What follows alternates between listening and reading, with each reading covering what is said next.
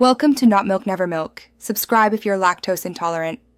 In this video, I will explain how to play Rosetta Stone on guitar. First, let's get our tuning right. This epic track requires a drop D tuning, so tune your low E string down to D. That's D-A-D G-B-E from low to high. The intro features some really cool arpeggios, so practice those slowly to nail the timing. A clean tone with a touch of delay will help you capture that signature sound. We'll build up the speed as we go. Now, let's dive into the main riff. It's a powerful, palm-muted gallop on that low D string, giving it a heavy, driving feel. Focus on keeping your picking hand tight for that percussive sound. The verse sections introduce more melodic elements, often using hammer-ons and pull-offs to create fluid phrases.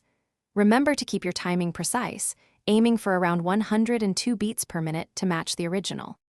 Moving into the bridge, things get a bit more intricate with those signature tool time signature shifts. Pay close attention to the rhythmic accents to stay in sync.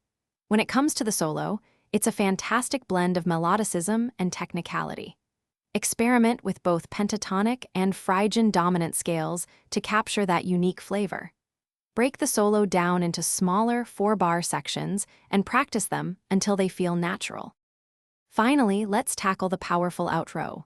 This section really builds in intensity, with multiple guitar layers creating a massive sound. Experiment with sustained chords and controlled feedback to add to the atmospheric texture. Dynamic control is key here. Vary your attack to emphasize the shifts from quiet to loud. Mastering these dynamics will help you truly convey the emotional journey of this incredible song. Keep practicing.